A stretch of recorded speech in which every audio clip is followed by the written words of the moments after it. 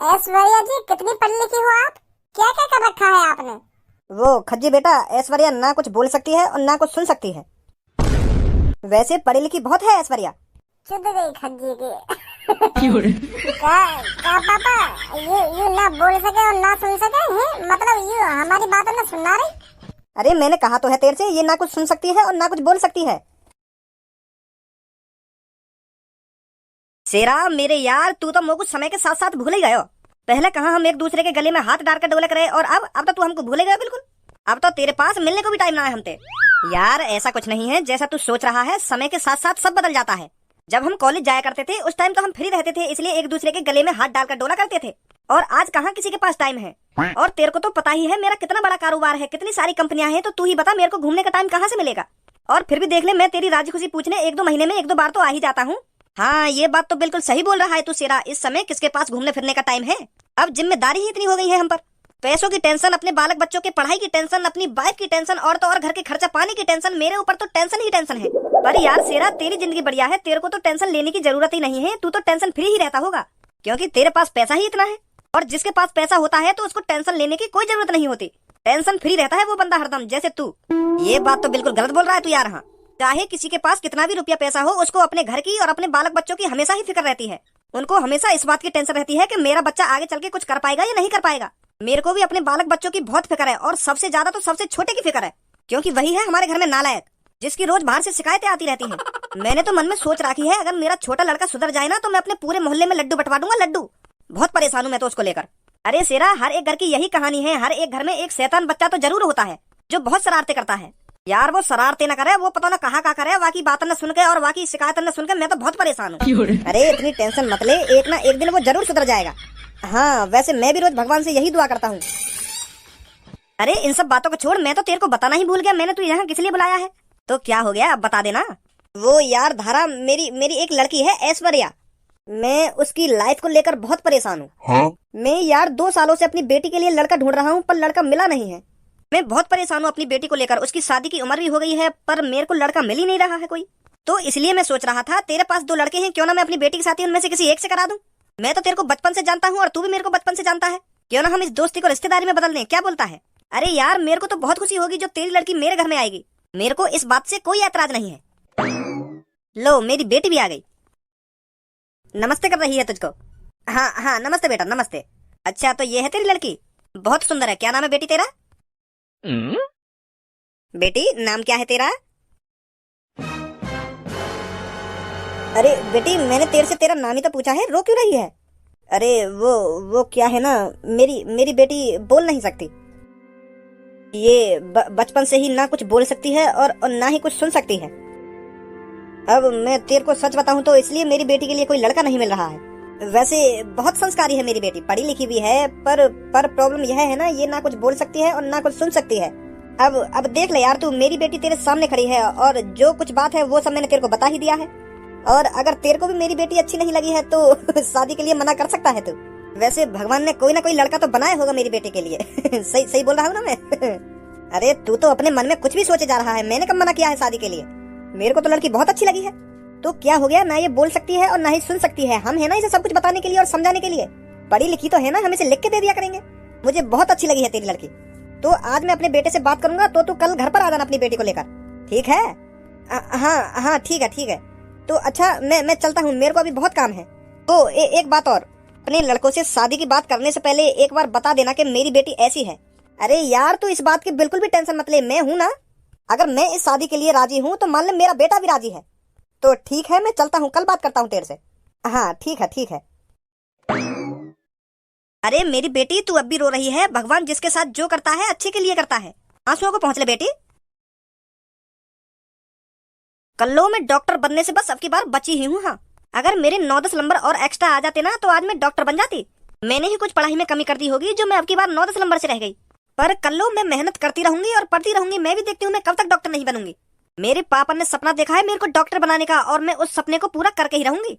जब तक मैं डॉक्टर नहीं बन जाती हूँ ना, तब तक मैं हार नहीं मानूंगी, दिन रात पढ़ती ही रहूंगी। बहुत अच्छी सोच है पूनम तेरी।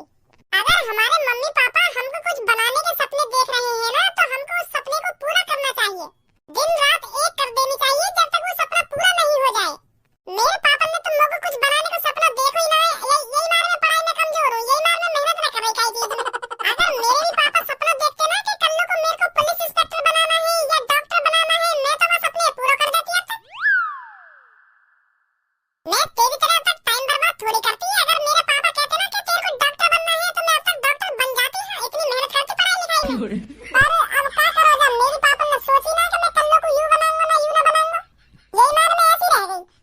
फोन करो तू ऐसी रह गई।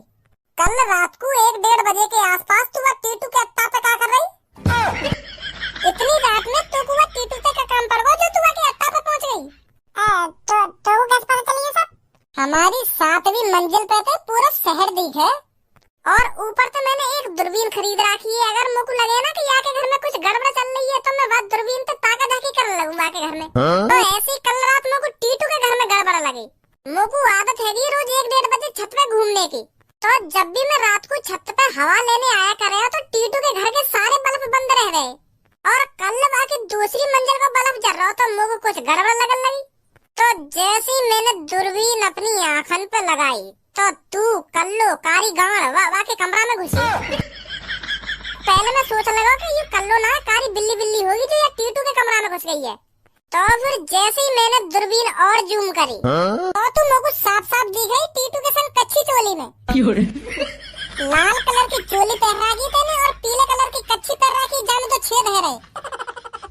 तो जैसे मैं नीचे भाग गया ना तीसरी मंजिल पे अपना मोबाइल लेने, तो जैसे फिर मैं ऊपर आया और अपने मोबाइल को कैमरा खोल कर जैसे मैंने जूम करा तो इतने में काम खत्म है। वो तेने कपड़ा पहन लिए और टीटू खुश है तो 500 का जन 2000 का नोट दे रहा है।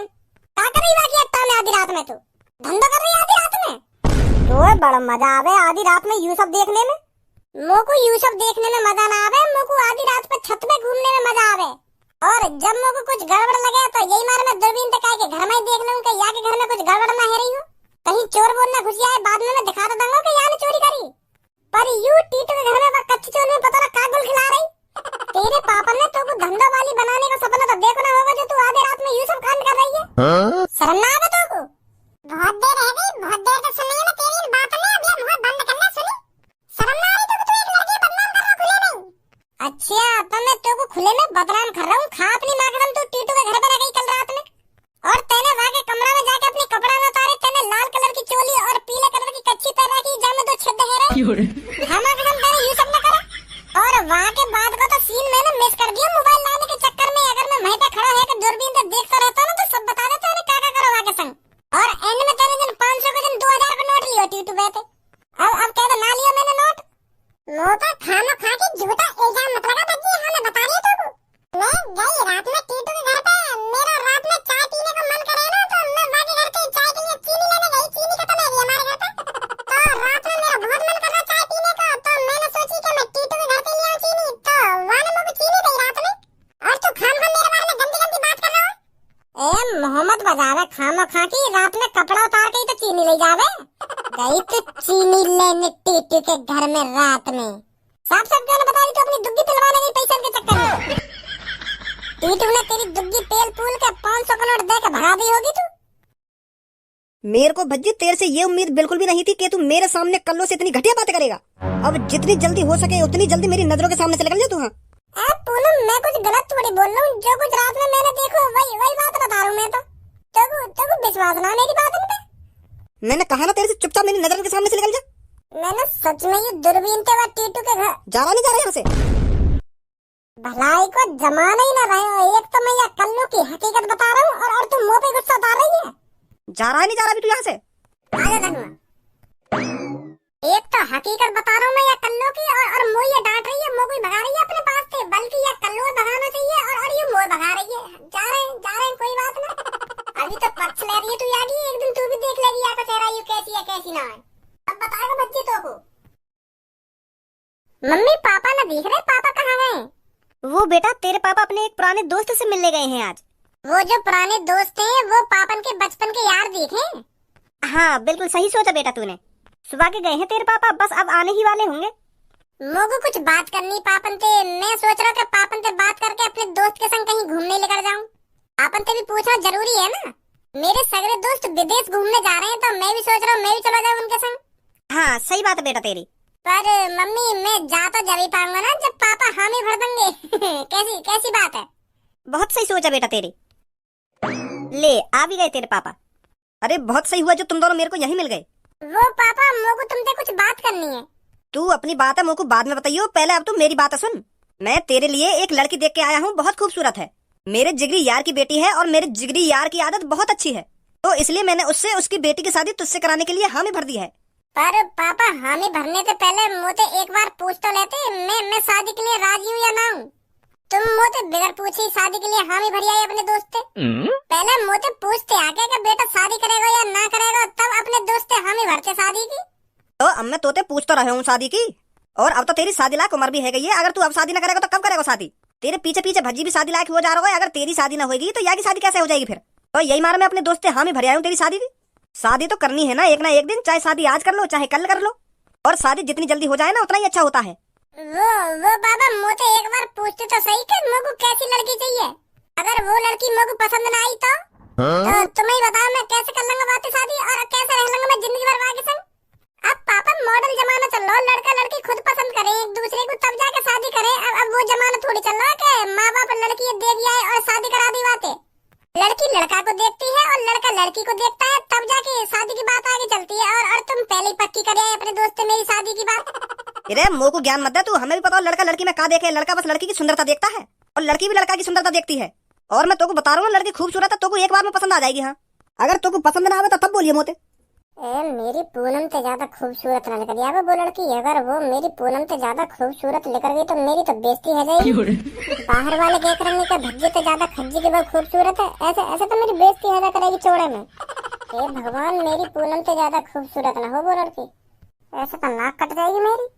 अब पापा तुम कह ही रहे हो तो लड़की खूबसूरत ही होगी तो मैं राजी हूँ शादी करने को। यू ही ना बात। कल मेरा दोस्त घर पे आएगा अपनी बेटी लेके, तू खुद अपनी आंखों से देख ली लड़की कितनी खूबसूरत है। ठीक है पापा। तो अब बता क्या बात कह रहा तू मोते? वो पापा मैं यूँ कह रहा हूँ कि मेरे यार दोस्त विदेश घूमने जा रहे हैं तो मैं भी चला जाऊँ उनके संग। ना मत जा, अब कहीं मत जा घूमने। अब तो तू शादी के लिए राजी भी है तो मैं तेरी जल्दी से जल्दी शादी करा दूंगा, फिर अपनी बहू लेकर जहाँ मर्जी जाइए घूमने। दोस्तों के संग इतना मजा कहाँ जो अपनी बहू के संग आएगा। कैसी बात है भज्जी की मम्मी? हाँ सही बोल रही हो तुम। तो कल अच्छे से कपड़े पहन के रहियो, मेरा दोस्त कभी भी आ सकता है। ठीक है पापा। बस आने ही वाला होगा मेरा दोस्त। खज्जी जैसे ही मेरा दोस्त इस कमरे में आए ना तो तेरे को समय पहले नमस्ते करनी है उनसे, कहीं भूल जाए नमस्ते करनी। मेरे दोस्त को भी लगना चाहिए कि हाँ तू बहुत अच्छा लड़का है। पापा जाना तो होता तुम मेरी आदत है, फिर भी तुम ऐसी बात कर रहे हो। तुमने आज तक मेरी एक भी शिकायत सुनी है? मुझे जानकारी है इन सब चीजों की। अगर कोई बड़ा घर में आए तो समय पहले उनके पैर छूने चाहिए और नमस्ते करनी चाहिए। बहुत बढ़िया। कैसा लग रहा हूँ पापा मैं? लड़की वाले तो को देखने ना आ रहे, खज्जी को देखने आ रहे हैं जो तू बन ठन कर रेडी है वो। इन कोट पैंट में उतार दे, मेरे दोस्त की सेवा पानी कौन करेगा? उनके लिए चाय पानी बिस्किट नमकीन कौन लाएगा है? आगे तो यहाँ पे 3 पीस न पैर के। पापा तुम भी पता ना कैसी बात कर रहे हो। यू बात तुम लोग भी पता है कि खज्जे देखने वाले आ रहे हैं। अब तुमका चाहोगे मैं उनके सामने ऐसी कंजर बन के खड़ा रहूं? बेइज्जती करवा लूंगा उनके सामने। जो वो अपने घर पे जाके अपनी लड़की से कहने कि उनका छोटा लड़का था बहुत गंदा रह रहा है, नहाए धोए भी न जाएगा। उतारिए 3 पीस में ना उतारिए 3 पीस में। पापा अब भज्जी ने 3 पीस पहन लिए तो काय को उतरवा रहे हो? पहन ही लेन दो, उतार देगा जब वो लड़की वाले चले जाएंगे। अरे बेटा मैं ये हमारे बोल रहा हूँ, अगर ये उनकी सेवा पानी में लगे तो ये गंदे हो जाएंगे खामा खाई। या तो बड़े यू कोई सिंपल कपड़ा ही पहन ले तो यू कहेगी ब्याह शादी में तो जाना रही 3 पीस में पहन के आ गए यहाँ पे। कोई बात ना पापा, अब तेने 3 पीस पहन लिए अब अम्मा उतारी हो। ठीक है। लगता है भज्जी तुमने नाराज कर दिया। नाराज होने वाली क्या बात बोल दी मैंने आते? क्या नाराज कर दिया ना नाराज कर दिया? अरे सब ठीक ठाक हो? नमस्ते अंकल। नमस्ते बेटा नमस्ते। अरे हम तेरा सुबह से इंतजार कर रहे थे, कहाँ रह गया था? अरे यार आने में तो देरी हो ही जाती है। अरे चल कोई बात नहीं बैठो। अरे बेटी तू क्यों खड़ी है, तू भी बैठ जा। खज्जी बेटा देख ले, ये है वो लड़की जो तेरे सामने बैठी है जिससे तेरी शादी होगी। पसंद है तेरे को लड़की? हाँ पापा पसंद है मुझको। मैं तेरे को पहले ही बोल रहा था लड़की खूबसूरत है, तेरे को एक बार में पसंद आ जाएगी। हाँ पापा वाकई में बहुत खूबसूरत है ये। यू तो सच में पूनम से ज्यादा खूबसूरत है। क्या नाम है आपका? है क्या नाम है आपका बताइए ना। अरे आप शर्माइए मत, नाम बताने में कैसे शर्माना है। जितनी ये खूबसूरत है नाम भी उतनी खूबसूरत हो गया को। अरे बेटे ऐश्वर्या नाम है बेटी का। यार की तो शकल भी हीरोइनी जैसी है और नाम भी हीरोइनी जैसा है। ऐश्वर्या मुझे लगा कि बोली भी हीरोइनी जैसी होगी। ऐश्वर्या जी कितनी पढ़ी लिखी हो आप? क्या क्या कर रखा है आपने?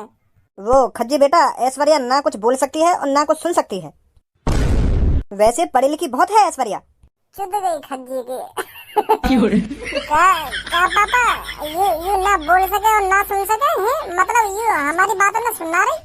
अरे मैंने कहा तो है तेरे से, ये ना कुछ सुन सकती है और ना कुछ बोल सकती है। बेटी गूंगी बहरी है। पापा बहुत अच्छी है भाभी, करवा दो भैया की शादी इनसे।